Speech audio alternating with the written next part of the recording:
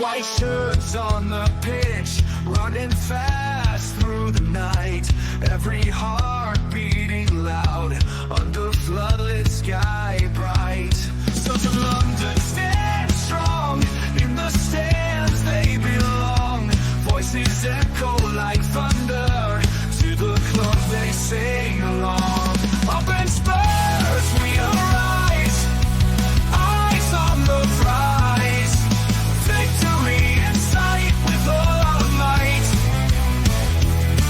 King's fire in his eyes, glory's what he seeks. With every goal he flies, rising to new peaks. From the lane to far and wide, with the pride of the fight.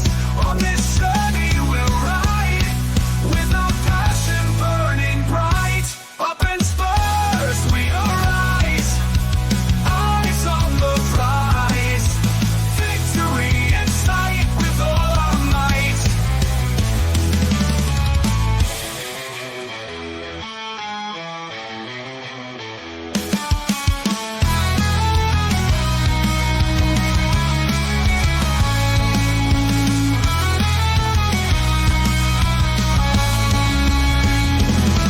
From the lane to far and wide, with the pride of the fight. On this journey we'll ride, with our passion burning bright. Up in Spurs we arise, eyes on the prize. Victory in sight with all our might. With all our might. With all our might. Hi, guys, and Merry Christmas to you all. Hope you're having a fantastic day with the family and enjoying your Christmas Day dinner, enjoying a few drinks as well. And hopefully, you got everything you wanted for Christmas and that Santa or Mrs. Santa bought for you down the chimney. This is your predicted lineup for the Forest game. Of course, we're playing away to Nottingham Forest on St. Stephen's Day or Boxing Day if you're in the UK. So, this is your Dermatron giving you here on THFC Till I Die your absolute latest on what the lineup could be and what I think it will be. So let's crack into this lineup and let's see what we have picked. We have picked a 4-2-3-1 formation.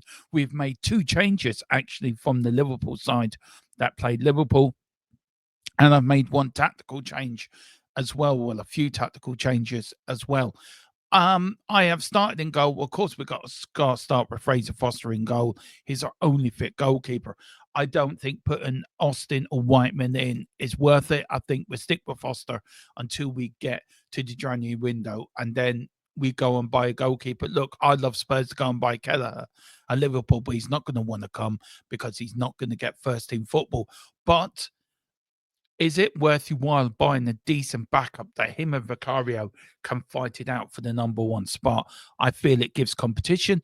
I feel it puts the pressure on Vicario to perform well. And if he isn't performing well, we do know Kelleher can do it. For me, Spurs should go and get Kelleher in and get him as backup, because I think Fraser Foster, bless him, I think his confidence is shot now after that game. Liverpool and of course Man United. I've gone for a back four and I had a slight change. I've decided to drop Porro and put Jed Spence in that right back and Big Udogie and put him back in that left back position. I feel Jed Spence has played well. He's done enough to keep playing in the lineup, so I would start him in that right back. Of course, we've got to start with Joe Jackson and Archie Gray as the centre backs. Ben Davis hopefully will be back for the Wolves game on the 29th. So hopefully then we can make a slight change and give Gray a rest. But the back four, that's the back two, but the back four, I'll make two changes and I'll bring Udogie back in and drop Porro and put Spence on the right. We've got the return of Bentancur, of course, from suspension. He comes straight back into the team in place of Bissouma. And I think you've got to stick with Papa Sarr. I think he's been absolutely exceptional the last few games for us. And I think him and Bentancur play well together. I do. I feel they link up with one another. And also in that midfield tree, I have gone for Kulu in that cam role instead of James Maddison. James Maddison hasn't been playing well, and I think he needs to take a hard look at himself in the mirror and decide what player he wants to be, what player he needs to be, and what does he want from his footballing career. What does he want from playing at Tottenham? Does he want to be back in the England squad again? Does he want to be going to the World Cup? It says him not going to the European Championships hurt him. Well, if it was hurting him, he would be busting the gut to get back into his national side, and of course with the World Cup qualifiers as well coming up next season in 2025, with the qualifiers and the World Cup, of course, coming in 2026.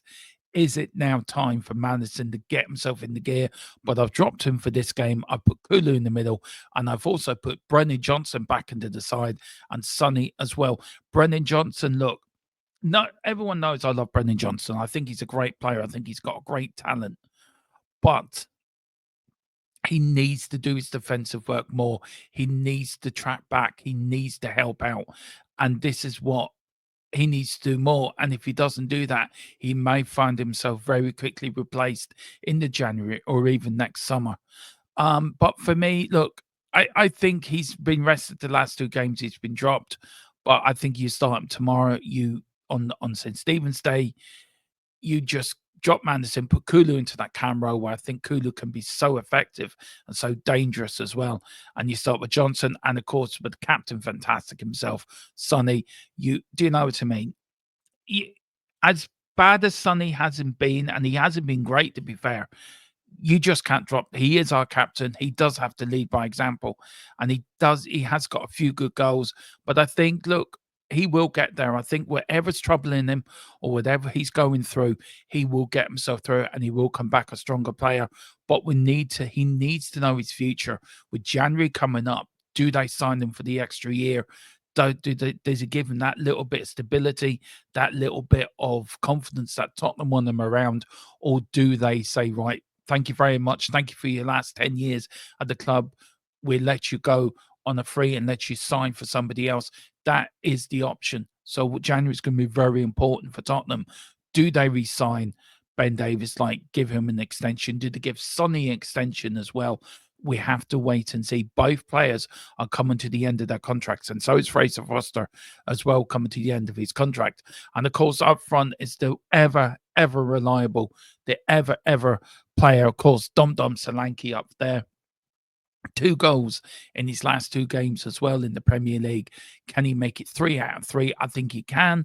Look, I'm going for a 3-1 Spurs win. I just think Spurs, though Tottenham have not had a form in the last 5 games, I think it's 1 win in the last 5, where Forest have only had 1 defeat in the last 5. I just feel Tottenham might have a bit too much for Forest, and I think we can go there and get a result, but it's not going to be an easy game. I know I said in the other video 3-1. I've had a slight think about it, and maybe I'm going for 2-1 instead. But guys, whatever you do, enjoy the rest of your Christmas day. We see you tomorrow for Tottenham Team Talks when the lineups drop. We were bang on with Tottenham Team Talks, and also we will be on with your watch along as well, guys. We'll be back since Stephen's Day, so enjoy the rest of your Christmas day. Enjoy it with your family. Enjoy it with everyone you love. Come on, you Spurs. Big Antry Trust. We never stop. We are going for Forest 2-1. Come on, Spurs. We can beat the Forest, and let's get back to winning ways. Merry Christmas.